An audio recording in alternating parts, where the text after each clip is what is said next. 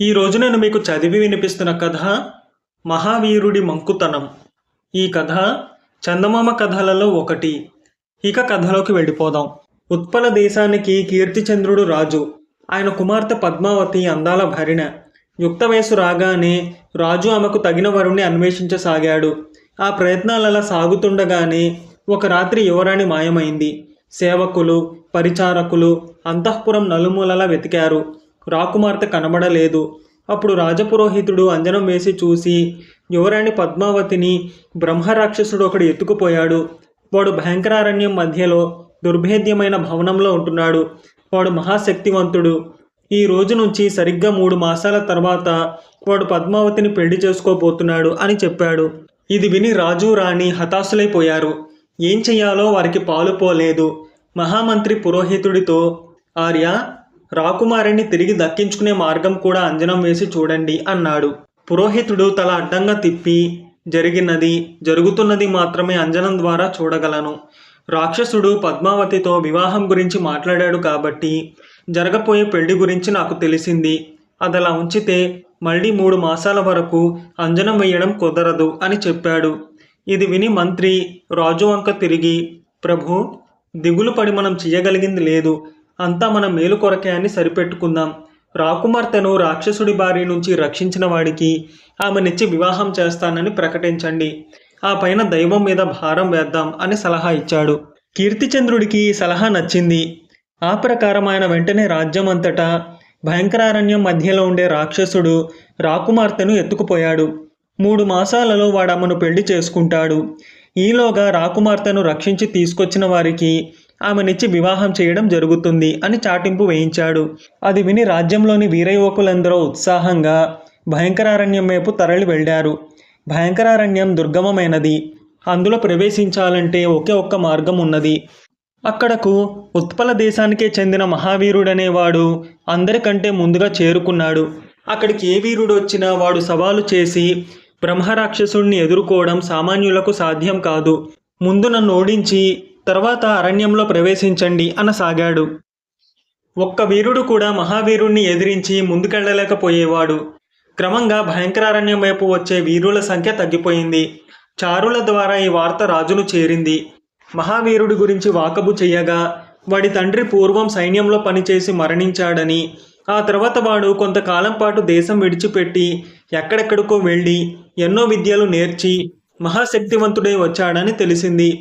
కీర్తిచంద్రుడు మహావీరుడి తల్లిని స్వయంగా చూడబోయాడు.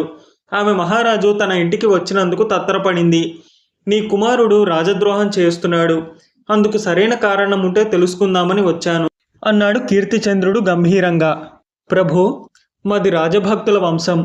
రాజద్రోహం మాట టుంచండి. రాజవంశం గురించి ప్రాణాలైనా ఇవ్వగలం. మీ ఆరోపణ నిజం కాదు అన్నది మహావీరుడి తల్లి.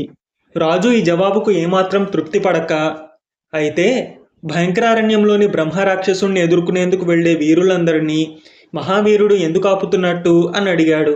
ఇది వింటూనే మహావీరుడి తల్లి ఎంతగానో ఆశ్చర్యపోతూ, ప్రభు, నా కుమారుడు మహాశక్తివంతుడు. వాడిని ఎదిరించగల శక్తి భూమి మీద లేదు. ఎక్కడెక్కడో తిరిగి మహాశక్తులన్నీ సాధించుకున్నాడు. బ్రహ్మరాక్షసుణ్ణి ఎదిరించడానికి నా దీవెనలు కావాలని వాడు నా దగ్గరకు వచ్చాడు. నేను వాడిని దీవించి పంపాను. మీ మాటలు నాకు ఆశ్చర్యం కలిగిస్తున్నవి అన్నది. కీర్తిచంద్రుడికి ఆమె మాటల్లో నిజాయితీ కనబడింది. ఆయన రాజభవనం చేరి మంత్రితో మంతనాలు జరిపాడు. మంత్రి కొద్దిసేపు ఆలోచించి, ఇంతవరకు మన రాజ్యంలో ఏ వీరుడు మహావీరుణ్ణి జయించలేకపోయాడు. పేరుకు తగ్గట్టే అతడు మహావీరుడు. మనం అతడిని ఒకసారి స్వయంగా కలుసుకోవడం అవసరం. అయితే ఇలా కాదు, మారు వేషాలతో వెడదాం అన్నాడు. రాజు, మంత్రి పల్లెటూరి పేద రైతుల వేషాలు వేసుకుని భయంకరారణ్యం ముఖద్వారం వద్దకు వెళ్ళారు. అక్కడ మహావీరుడు వారికి అరివీర భయంకరుడిలా కనిపించాడు. రాజు వాణ్ణి పలకరించి, బాబు, నువ్వు ఇక్కడ ఏం చేస్తున్నావు అని ప్రశ్నించాడు. ఉత్పల వీరుల్ని పరీక్షిస్తున్నాను అన్నాడు మహావీరుడు. ఆ పని రాజు చేస్తాడు, సైన్యాధిపతి చేస్తాడు. ఉత్పల వీరుల్ని పరీక్షించాల్సిన అవసరం నీకెందుకు అన్నాడు రాజు. దానికి మహావీరుడు తడువుకోకుండా, ఈ అరణ్యం మధ్యలో ఒక బ్రహ్మరాక్షసుడు ఉన్నాడు. వాడు మహాశక్తిమంతుడు. వాడిని చంపడం సామాన్యులకు సాధ్యపడదు. తన మీదకు వచ్చిన వారిని వాడు చంపి తినేస్తాడు. ఉత్పల వీరుల్ని నేను చావు నుంచి కాపాడుతున్నాను అన్నాడు. ఒకవేళ వీరులు బ్రహ్మరాక్షసుణ్ణి చంపగలరేమో, వాడి చేతిలో చచ్చిపోతారని నీవెలా చెప్పగలవు అన్నాడు రాజు. ఇందుకు మహావీరుడు చిన్నగా నవ్వి, లోకజ్ఞానం ఉన్నవాడికి ఎవరికైనా ఆ మాత్రం తెలుస్తుంది. నన్నే ఓడించలేని వాళ్ళు బ్రహ్మరాక్షసుణ్ణి ఏం చేయగలరు అన్నాడు. రాజు అవునన్నట్టు తలాడించి, అది సరే, అయితే బ్రహ్మరాక్షసుణ్ణి ఓడించగలవారు మన రాజ్యంలో లేరా అన్నాడు. ఎందుకు లేరు, వాడిని నేనే ఓడించగలను అన్నాడు మహావీరుడు. అయితే ఇంకేం, నువ్వే వెళ్ళి వాడిని ఓడించవచ్చు కదా. ఇలా ఇక్కడ ముఖద్వారంలో నిలబడి అందరినీ అడ్డగించడం వల్ల ఏం ప్రయోజనం అని అడిగాడు రాజు. ఆ పని చేసేవాణ్ణే మరి, కానీ నాకు మన మహారాజు కారణంగా పెద్ద ఇబ్బంది వచ్చి పడింది అంటూ మహావీరుడు తన కథను వారికి చెప్పసాగాడు. మహావీరుడి తండ్రి చండసేనుడు యుద్ధంలో మరణించినప్పుడు వాడి వయసు 5 ఏళ్ళు. తల్లి వాడితో ప్రతిరోజు తండ్రి పరాక్రమం గురించి చెప్పి, అంతటి వాడు యుద్ధంలో దిక్కుమాలిన చావు చచ్చాడు, నువ్వు యుద్ధంలో చావు లేకుండా ఉండేంత శక్తివంతుడివి కావాలి అంటుండేది. ఆ మాటలు మహావీరుడి తలకెక్కాయి. చిన్నతనం నుంచే వాడు యుద్ధ విద్యలను అభ్యసించి రాటు తేలాడు.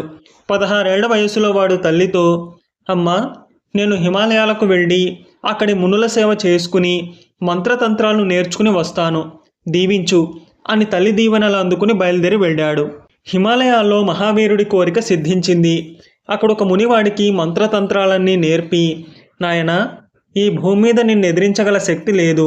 మొదటిసారిగా మానవేతర శక్తిని ఎదిరించడానికి వెళ్లే ముందు మాత్రం నీ తల్లి దీవెనలు అందుకో, ఆ తర్వాత నీకెదురుండదు అన్నాడు. తిరుగు ప్రయాణంలో మహావీరుడికి దొంగల ముఠా ఒకటి ఎదురైంది.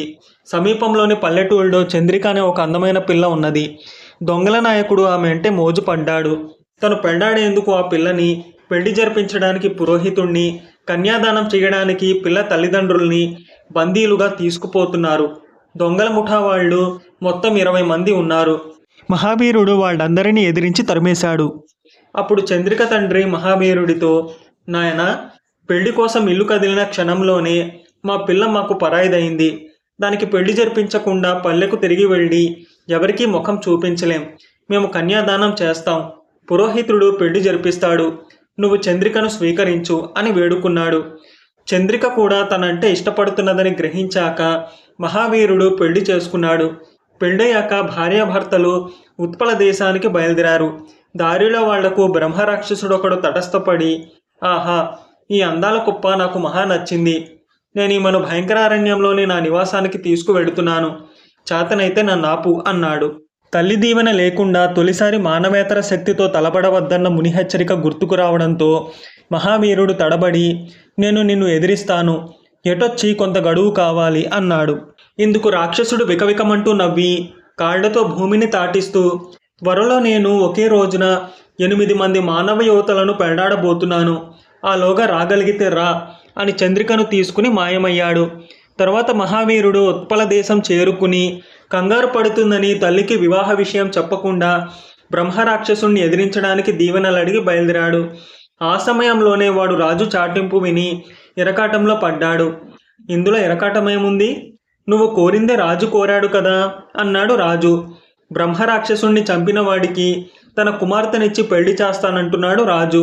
నాకిప్పటికే వివాహమైంది, ఆ పైన నేను ఏకపత్ని వ్రతుణ్ణి అన్నాడు మహావీరుడు. రాజు వాడి నిజాయితీకి, నిష్కపటత్వానికి ఆశ్చర్యపడుతూనే, ఈ మాత్రం దానికే మంకుతనం ఎందుకు, ఈ విషయం రాజుకు చెబితే ఆయనే ఏదో ఏర్పాటు చేసేవాడు కదా అన్నాడు.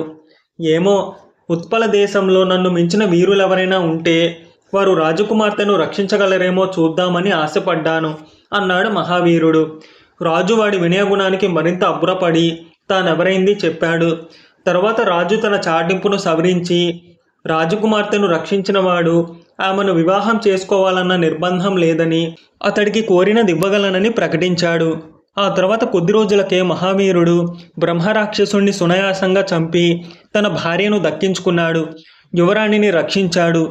ఇందుకు రాజు కీర్తిచంద్రుడు ఎంతో సంతోషించి మహావీరుడికి తన సైన్యంలో ఉన్నత పదవినిచ్చి గౌరవించాడు. మీకు కనుక ఈ కథ నచ్చితే లైక్ చేయండి, మీకు తెలిసిన వారికి షేర్ చేయండి, మీ విలువైన అభిప్రాయాన్ని తప్పకుండా కామెంట్ చేయండి.